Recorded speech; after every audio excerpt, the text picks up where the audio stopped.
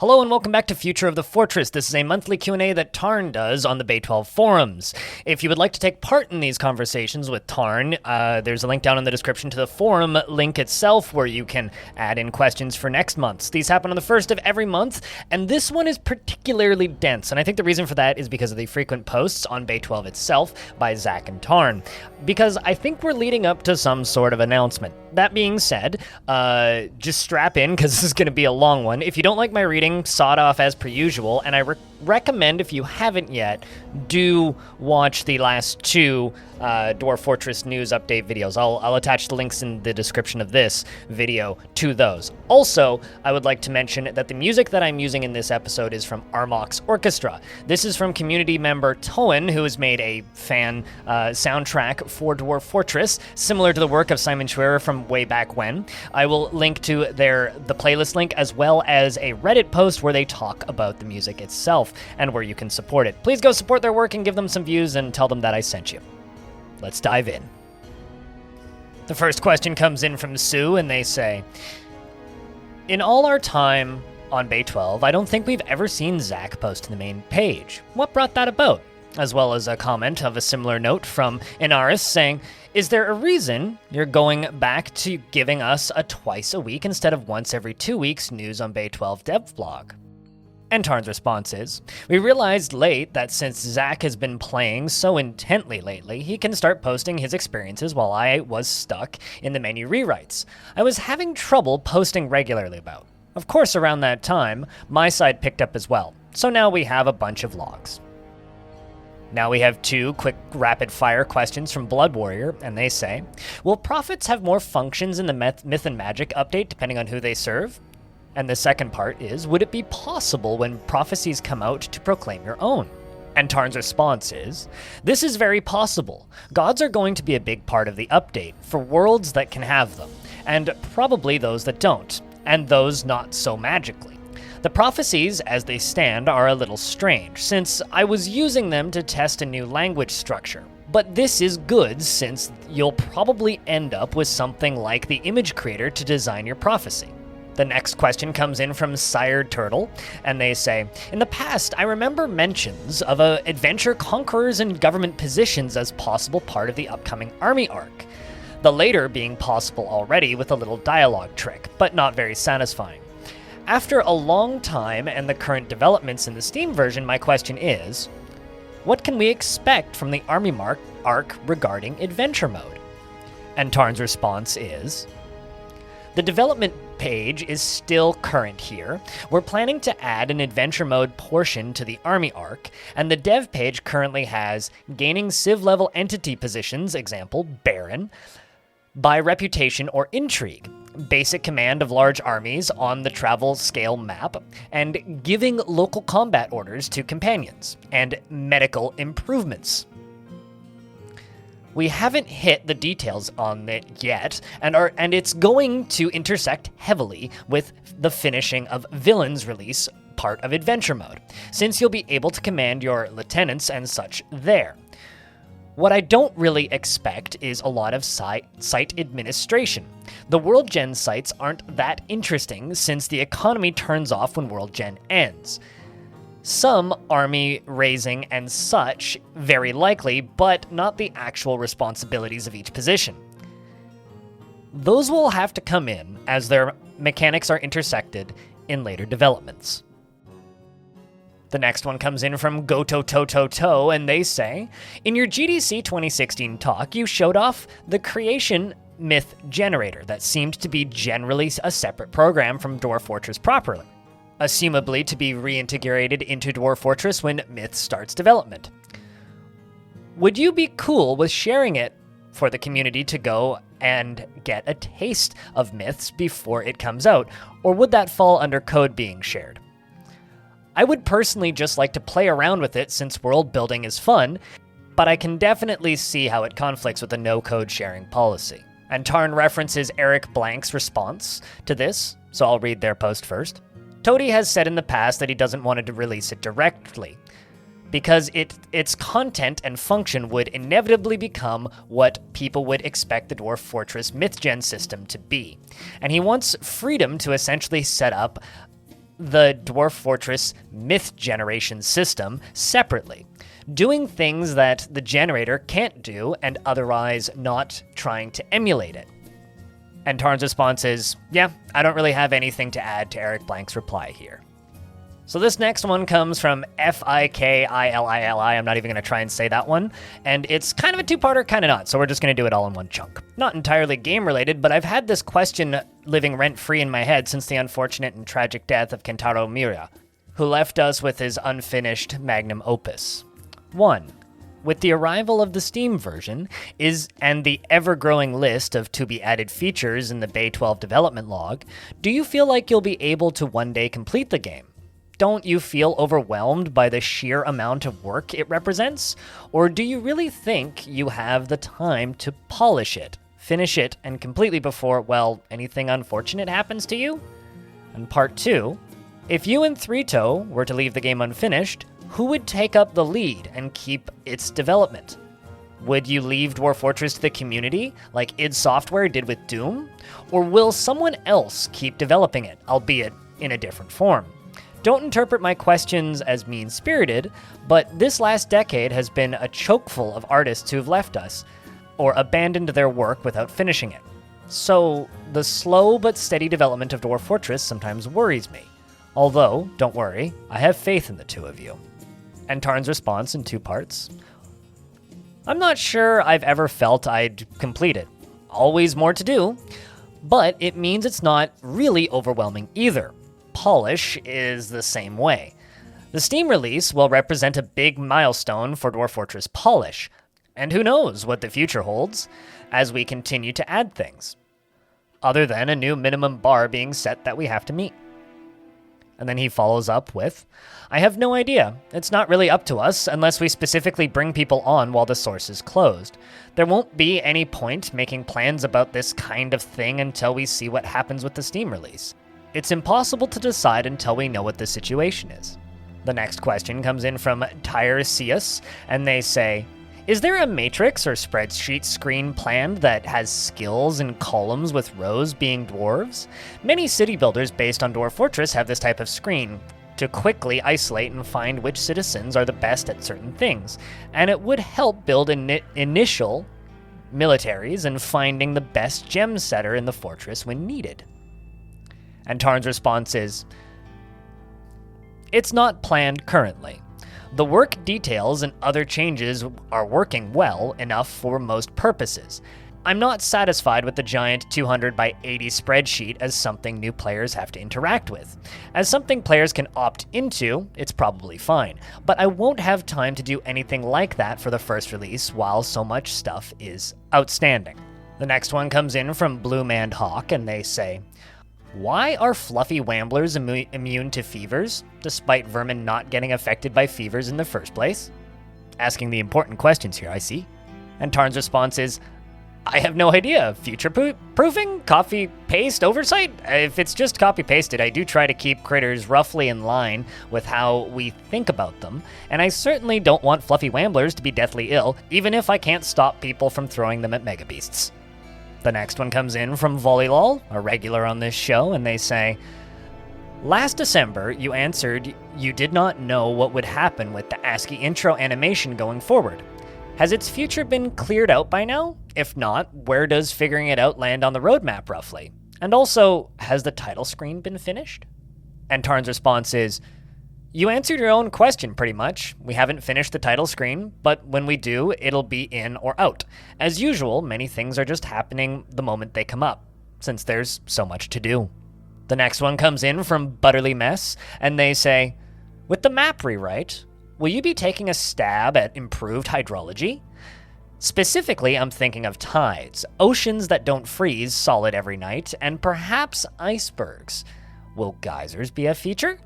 And once again, Tarn quotes Eric Blank on this one, so I'll read their post first. Oceans that don't freeze solid was definitely one intended feature that's been brought up since literally the inception of the game. Icebergs and geysers, I'm not sure. I've heard about specifically.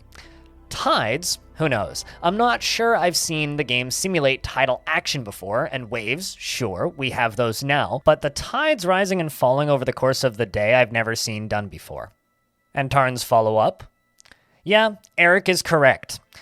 We'd really like to get the freezing stuff fixed, and whatever else we can grab would also be nice. Tides would be cool, but it's a hard problem to just have the water move up and down one level smoothly without causing the CPU terror.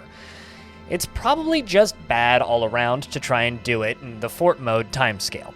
The next question comes in from Kat, and they say, I have a question, mostly to do with things that would be beneficial for creating mods. Not entirely sure how useful they'd be for normal gameplay though.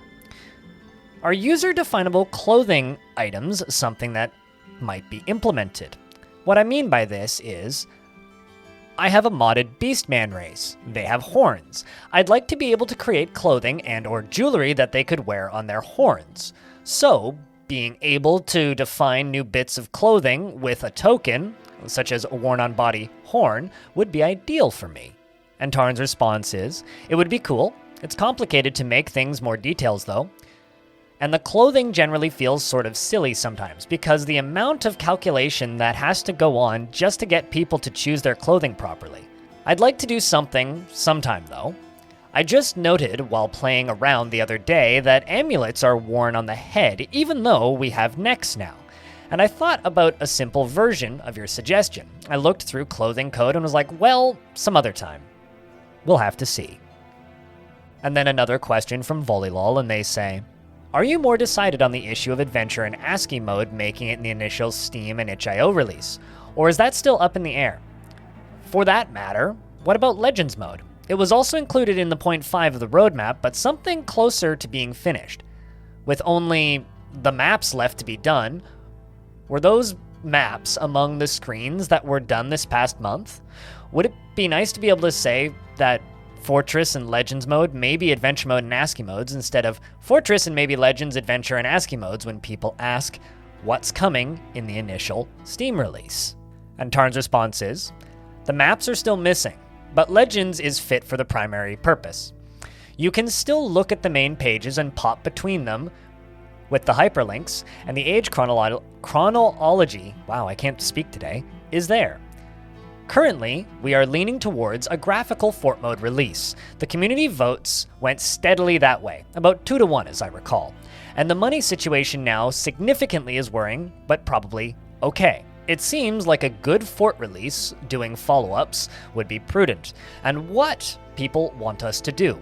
As people know, I'm a big adventure mode proponent, and it's slowly becoming what the original Dragslay and Armok were shooting for. But I don't think doing a series of releases will hurt anything, and fort mode is plenty of game.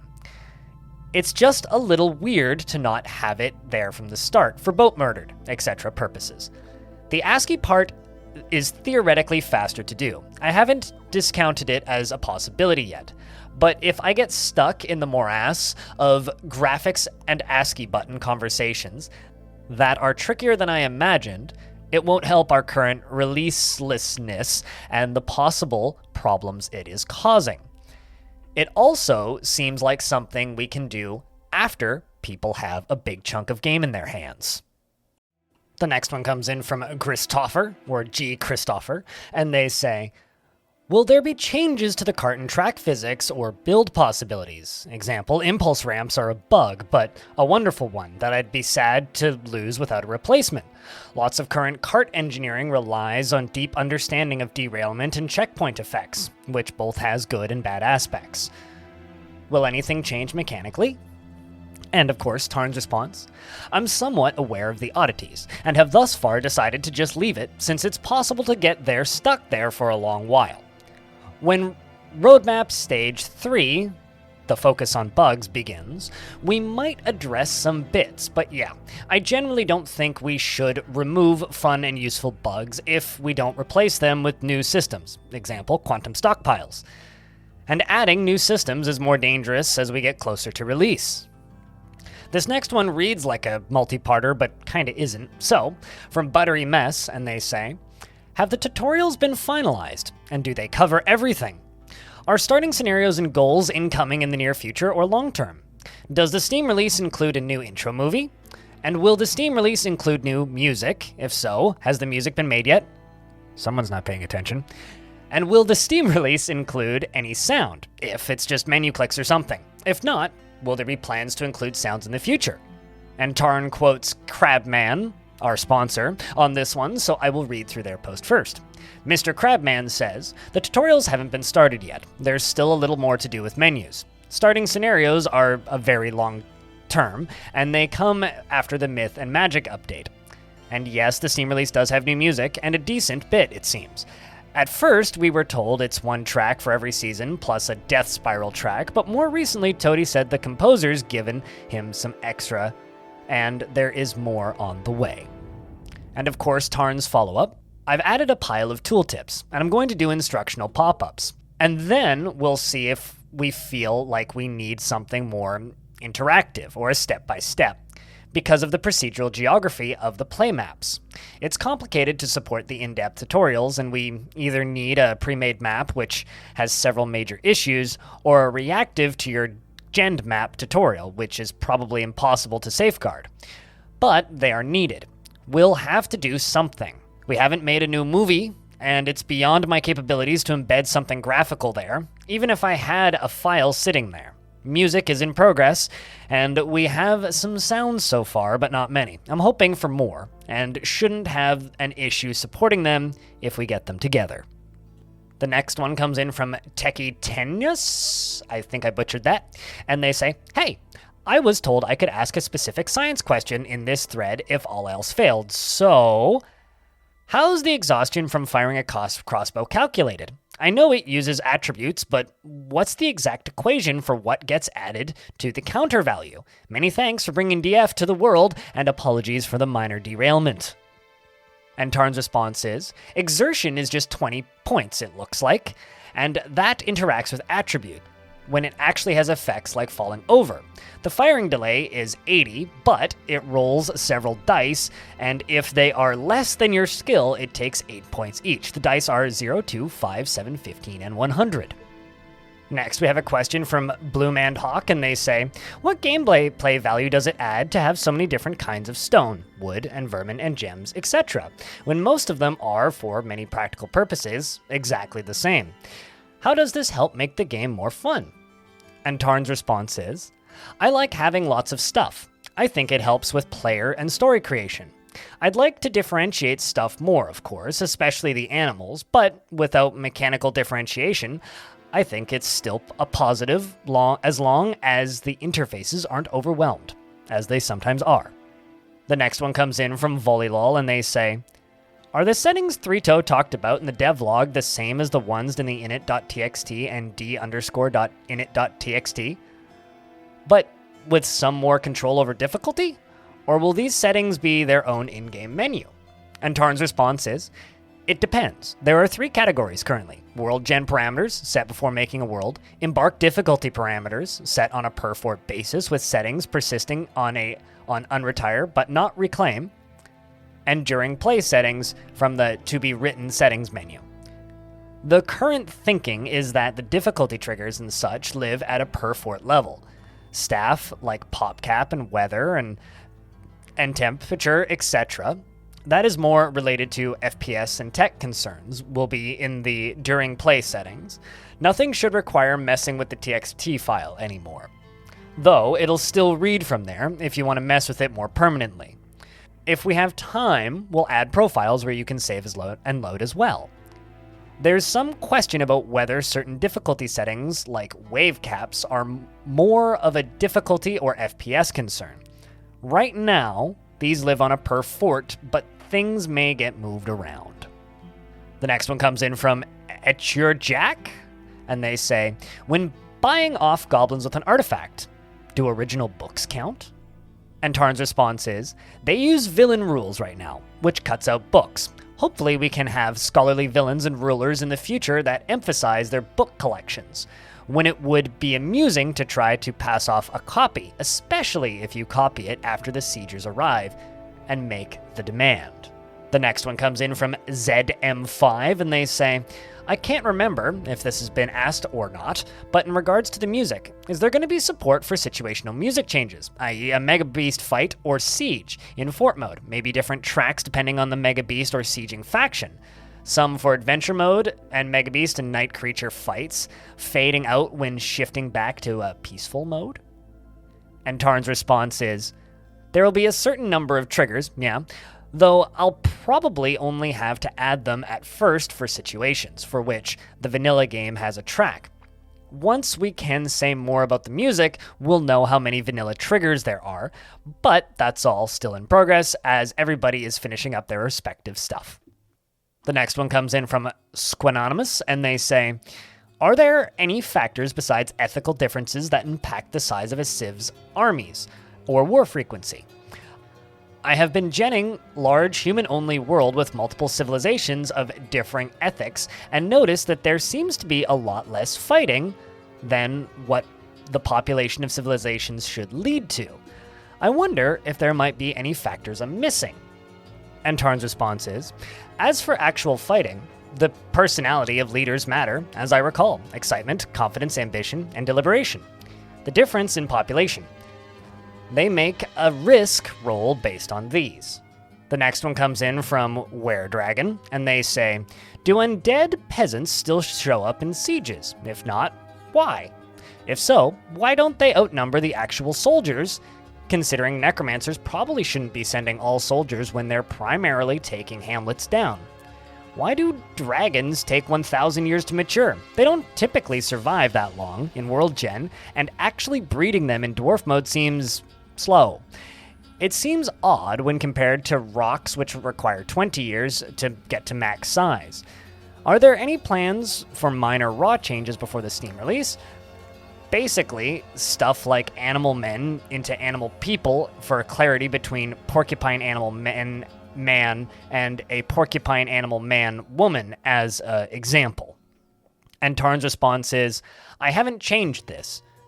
They hand out weapons to the undead populations, and it doesn't remember any of their professions from real life unless they were a historical figure, and I don't recall if it uses that information. And the Necros don't have to source their weapons from anywhere since they don't have an economic data yet. Long ago, I vaguely remember running World Gens for 1,000 years, though perhaps that era ended before dragons even grew. And it's aspirational. Maybe after Myth Generation, we'll get some larger numbers again. But even if we can't run them all year by year, of course procedural dragons are also in there somewhere, then it won't mean anything. I'm not sure what I will get to during Stage 3. Some bugs and issues are more glaring. Though, I agree with the change, especially since in interviews and logs, etc., we always call them animal people. It's basically never animal men. It is the proper name. And then Clinodev follows up with, there's a pretty good Reddit thread about problems with how necromancers work now. As you're looking at difficulty options, what changes are planned for necromancers? Also from Lou Blun, they say, on this specifically, would it be worthwhile to make having any sort of undead affiliation, necromancer and undead both, more implicitly hostile to living entities? And also for living and undead necromancer-created monsters to better purge their pre-existing affiliations, to be more implicitly hostile. I definitely noticed in my campaigns way too many flavors of undead something or others milling about casually, which doesn't seem quite right.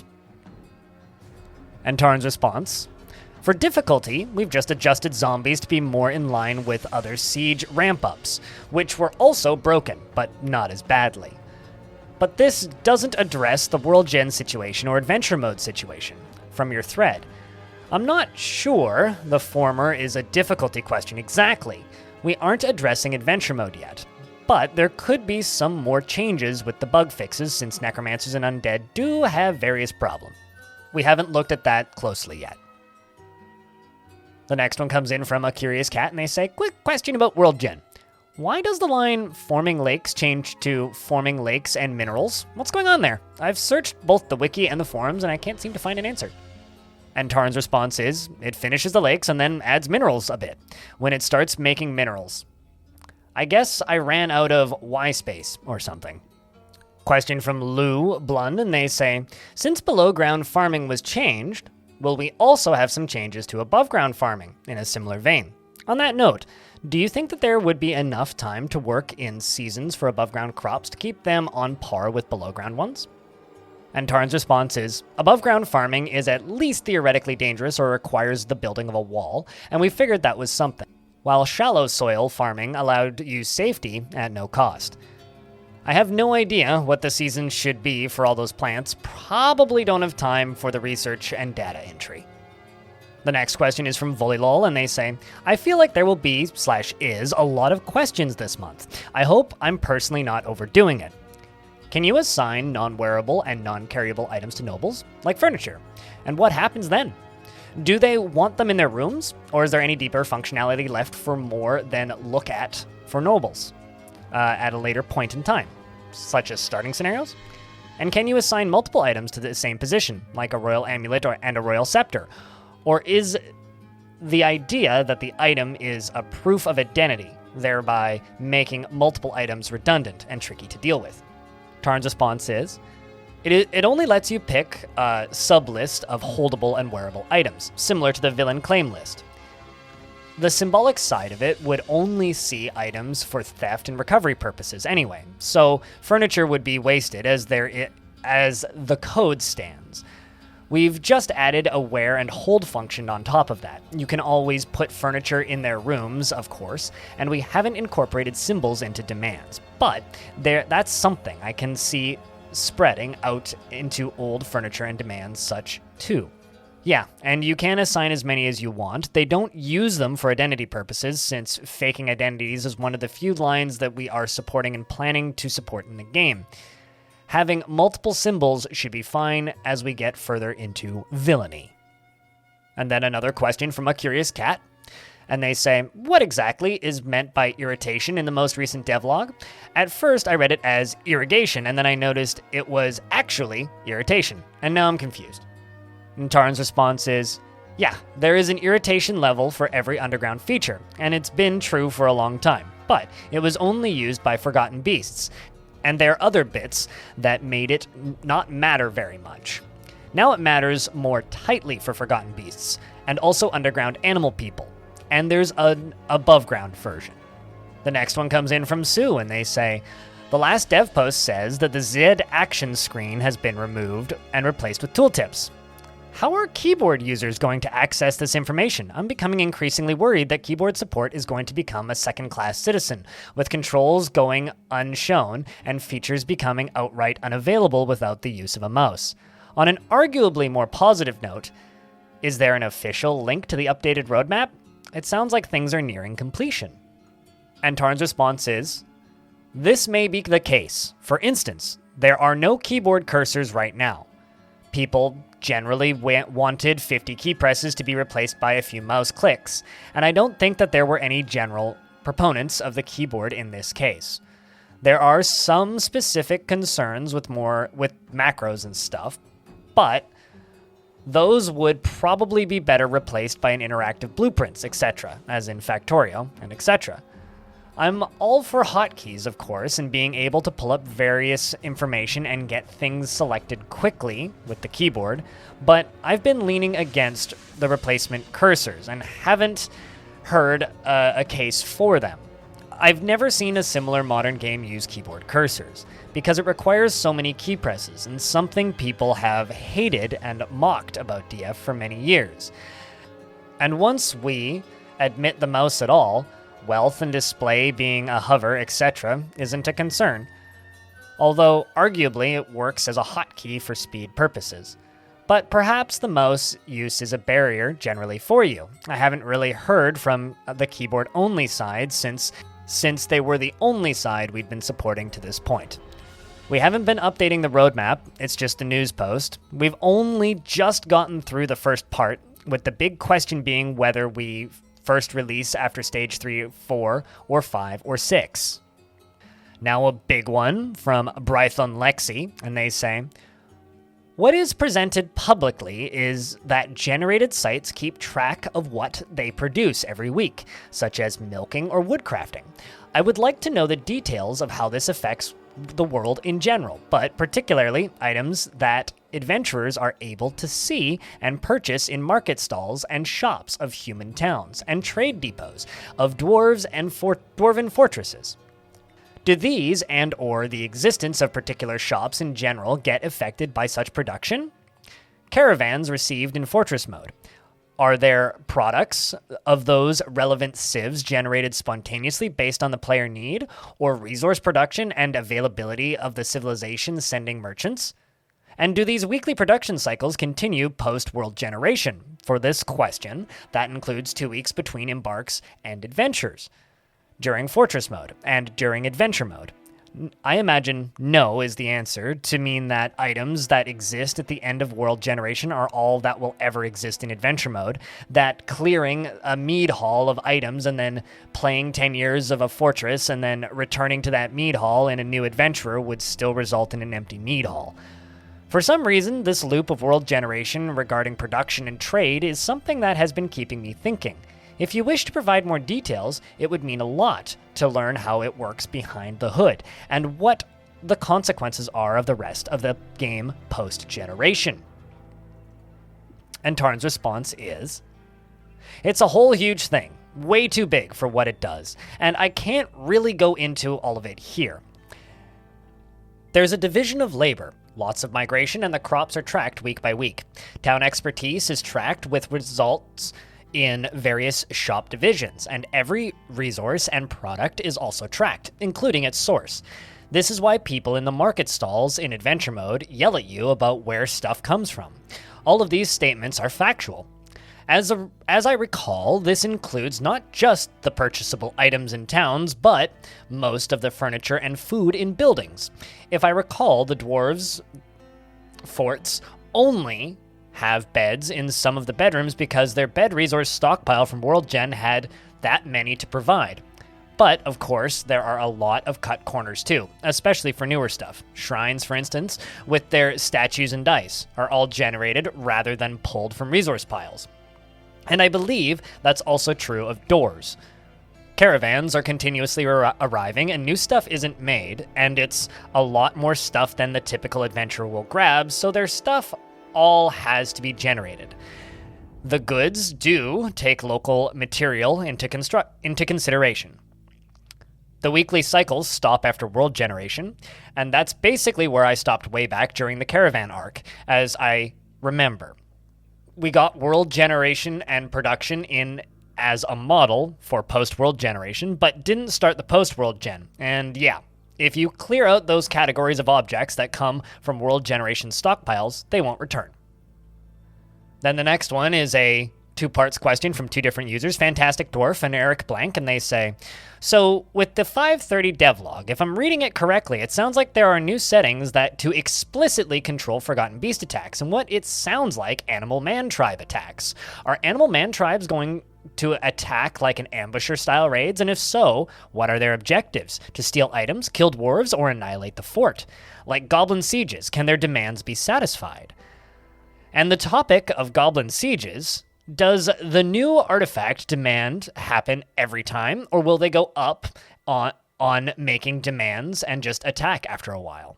Question 2 from Fantastic Dwarf in a similar vein. Will Animal Tribe irritables, defined by layer and linked, have any soft supportive additions to make them more of an environmental hazard? Maybe even playable on the level of a normal civ? And then follows up with, is the irritation global amongst the underground dwellers, or will the player be taking the ire of a particular group? Currently, it has mixed pros and cons. The free layer animals, nobody knows who you are, and even if you yourself, since you are not a civ, I can imagine once the update comes in, the modders might want to upgrade the tribe people to be less primitive forms and attempt to emulate them. It's definitely appealing, as the only otherwise thematic entrance of the underground dwellers currently appears by a disaster, which is workable for modding means, but not always optimal. And Tarn's final response of this Future of the Fortress is, underground animal people want to shoot you with poison darts and stab you. and they have their mounts and beasts that can chew you and things. There's no negotiation or theft as it stands. They've always been sort of evil and non-specific compared to the above-ground creatures, and we don't have time to do anything complicated with playability or anything. Irritation is a measure for each layer of the fort separately, and I don't think that there's more than one civ per layer locally, though I don't recall precisely how they divide space up. Hi, we made it to the end. So this has been the longest Future of the Fortress video I've ever put together. And there's a few things I would like to mention, and one thing that I particularly like to talk about, and kind of the theme of the news videos I've done recently. So this comment about keyboard cursors, this makes me very sad. So I am a keyboard user. I don't use any tricks or tips or things to mess with clicky things in Dwarf Fortress. I do have a solution, sort of, for the Z menu thing. I'm going to be sending this to Tarns directly as well. If we could have an option, and I'm just going to ask this nicely, if we could have an option to just hit a button to make all of the stuff, the information that originally popped up in the Z menu pop up when we hit it, that would be fantastic. So instead of like popping up a full screen thing, if there's, say, 3 different tooltips up at the top of the screen that pop up, if I could just have a all fort information hotkey to hit them and pop all those tooltips up at once, that would be really nice. I like playing the game with the keyboard. I would like to continue playing the game with the keyboard. If I can't and have to use a mouse, that's fine, but I do think for me, as somebody who's played the game for quite some time, and I think a lot of people who've played the game for some time agree with me, the game would lose some of its charm and stop feeling like Dwarf Fortress a little bit, even though it's still the same game largely. This is kind of, I think, a result of a lot of people bashing the game for years and years and years without actually playing it. Dwarf Fortress gets a lot of mockery as much as it gets ire and admiration. People think it's amazing and a massive achievement and this huge, incredible thing, but at the same time, you often see people mocking it for its difficulty, or implied difficulty by its lack of visuals. You often see people commenting on it and echoing things that Tarn has said in the past about the visuals of the game and certain hotkey combinations like the UMKH one, which is specifically notorious. I'm okay with the game being mouse-driven, but there are certain things that I want to see with a hotkey. And being able to hit, let's just say, Z on the keyboard and have all of the tooltips for the original Z menu pop up would remain some of the charm of the old game, even if we have to move into a more modern era.